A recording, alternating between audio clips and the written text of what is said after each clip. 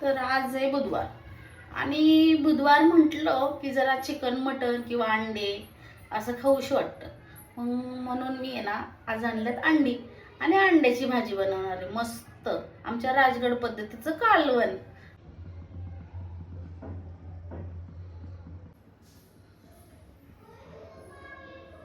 आता अंडी उकडाय टाकल्यात आणि मस्त असं कणिक मळून घेतली आणि आता करायचं चपाती. मस्त अंडी वगैरे अशी उकडायला टाकल्यात आणि आता मस्त चपात्या करायच्यात.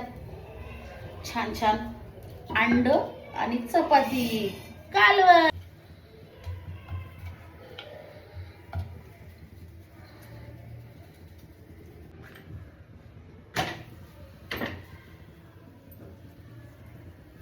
मस्त असं चपाती आपली फुगलेली आहे छानपैकी.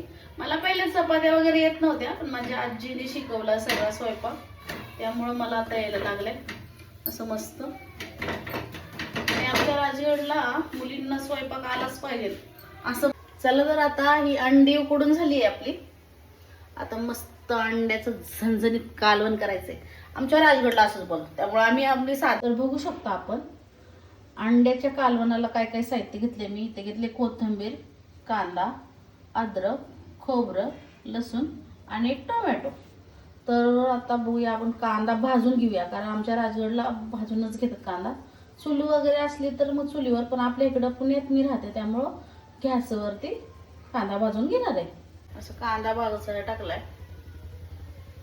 इथं मी अंडी सोलून घेतलेली आहेत आणि हे आपलं वाटण.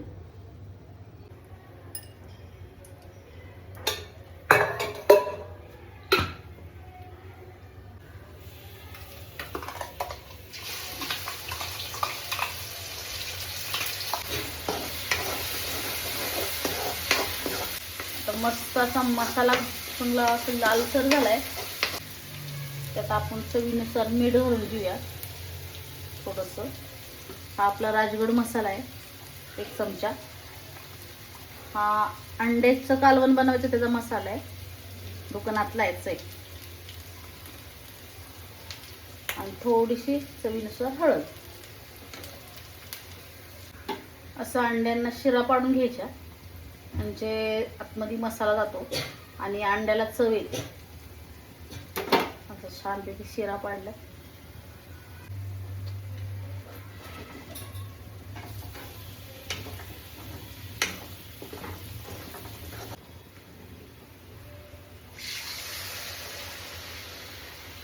तुम्हाला किती माणसांना बनवायचंय त्यानुसार पाणी टाका.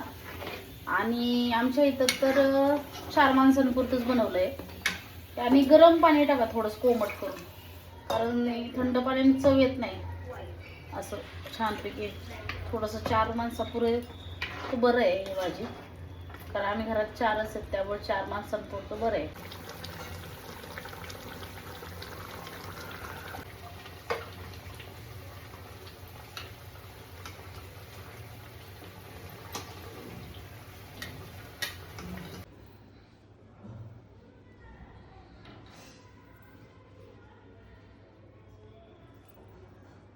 तर मैत्रिणींनो, मी आहे राजगडची. राजगड म्हणजे स्वराज्य आणि स्वराज्यामधले आम्ही, कोण आम्हाला मावळी म्हणतो, कोण राजगडचे म्हणतं.